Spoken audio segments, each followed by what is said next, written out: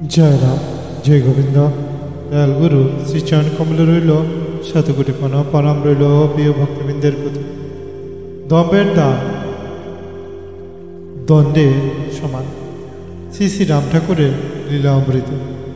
গুরু ভ্রাতা, গুরু ভগ্ন এবং সবার প্রতি রইল অসংখ্য প্রণাম। সবাইকে প্রণাম জানিয়ে আজকের কথা শুরু করছি। সবার প্রতি অনুরোধ রইল আমাদের এই চ্যানেলটি লাইক, শেয়ার ও সাবস্ক্রাইব করার জন্য। দম্ভের দান দণ্ডের সমান। শ্রী শ্রী রাম ঠাকুরের লীলা অমৃত। পরম প্রেমময় শ্রী শ্রী রাম ঠাকুরের অতুলনীয় লীলা অমৃত হৃদয়ে চিরন্তন হয়ে আছে।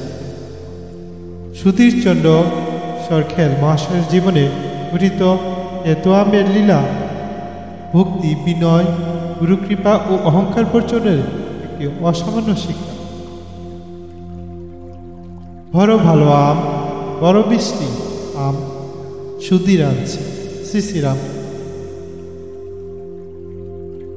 সুধীরচন্দ্রের দুঃসময় ও ঠাকুরের প্রতি আকর্ষণ। ফরিদপুর জেলায় মা ঐশার গ্রামে বেকার যুবক সুধীরচন্দ্র। কাজ নেই, পথ নেই, সংসারে শুধু দুর্দশা। এমন সময় খবর এলো শ্রী শ্রী রাম ঠাকুর পার্শ্ববর্তী গ্রামে এসেছেন। মায়ের আশীর্বাদ ও তিরস্কারের মধ্যে দিয়ে তিনি রওনা দিলেন ঠাকুরের কাছে।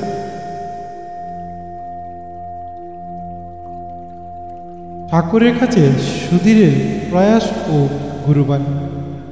সুধীর পূর্বে যেভাবে ছোট দান করতেন, ঠাকুরও তা হরিলুট হিসেবে দান দিলেন।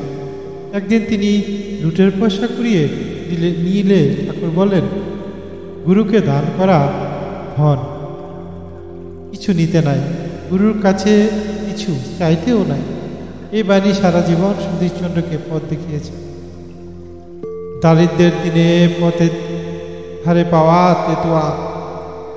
পরদিন সুধীরচন্দ্র ঠাকুরের কাছে কিছু নিয়ে যেতে চাইলে কিন্তু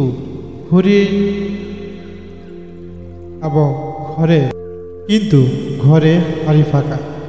অপার দারিদ্রের মাঝে হঠাৎ পথের ধারে একটি আম পরে থাকতে থেকে তিনি সেটাকে নিয়ে ঠাকুরের কাছে নিবেদন করলেন। আমটি ছিল খুব তেতু, তবু ঠাকুর বললেন, না, বড় ভালো আম, বড় মিষ্টি আম সুধীর আনছে। তেতু আমের ঠাকুরের দীর্ঘক্ষণ সেই তেতু আমটি ঠাকুর দীর্ঘক্ষণ কেটে চেটে খেলেন, কারণ তাতে দম্ভ ছিল না, ছিল তার ভক্তির দান। কটকে সুধীরচন্দ্র তখন অনেকদিন পরে সাফল্যের চূড়া। সময়ের স্রোতে সুধীরচন্দ্র আর দরিদ্র রইলেন না। কটকের বিখ্যাত সরকারি ঠিকাদার সে সুধীর বিপুল সম্পদ, বিশাল ব্যবসা, সমৃদ্ধ জীবন তখনই আবার পেলেন ঠাকুর মহাশয় আগমন সংবাদ। 12 জুড়ি আম আর অহংকারের পরীক্ষা। সুধীরচন্দ্র এবার ঠাকুরের জন্য আনলেন কটকের শ্রেষ্ঠ 12 জুড়ি আম। ঘর ভরে গেল সুগন্ধে ঘর ভরে গেল। কিন্তু বারংবার অনুরোধ করলেও ঠাকুর বলেন, এখন থাক। 3 দিন ধরে একটি আমও স্পর্শ করলেন না ঠাকুর। শেষ পর্যন্ত সব আম পচে গিয়ে নষ্ট হয়ে গেল, কারোর ভাগ্যে একটি আমও জুটল না। সুধীরচন্দ্রের উপলব্ধি। অবশেষে সুধীরচন্দ্র গভীরভাবে বুঝতে পারলেন যে এত আম আমি দারিদ্রের দিনে ঠাকুরকে দিয়েছিলাম, তাতে অহংকার ছিল না। কিন্তু কটকের 12 জুড়ি আম, সেগুলি আম নয়, অহংকারের জুড়ি। এই গল্পে চূড়ান্ত শিক্ষা হল দম্ভের দান দণ্ডের সমান। ভক্তির প্রকৃত মূল্য দ্রব্যে নয়, দ্রব্যের পেছনে মানসিকতা। গুরুর কাছে দান মানে সমর্পণ, অহংকারহীন ভালোবাসা আর বিনয়। এই লীলাটি আমাদের শিখিয়ে দেয় যে সম্বল বড় নয়, সমর্পণই বড়। দারিদ্রের দানও মহামূল্যবান যদি তাতে দম্ভ না থাকে। অহংকারের দান কখনো গৃহীত হয় না। গুরুর কাছে ভক্তির মধুরতা দ্রব্যের নয়, হৃদয়ে। জয় রাম, জয় রাম, জয় রাম। পরম প্রেমময় শ্রী শ্রী রাম ঠাকুরের চরণে রইল শতকোটি প্রণাম। প্রণাম রইল প্রিয় ভক্তবৃন্দ ও দর্শকবৃন্দের প্রতি। সবাই ভালো থাকবেন। পরবর্তী গল্পে আবার দেখা হবে।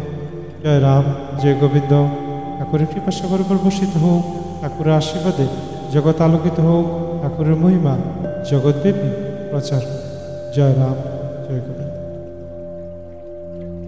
প্রিয় দর্শকবৃন্দ, ভক্তবৃন্দ এবং সবার প্রতি বিশেষ অনুরোধ রইল আমাদের এই চ্যানেলটি লাইক, শেয়ার, সাবস্ক্রাইব করার জন্য। জয় রাম, জয় গোবিন্দ।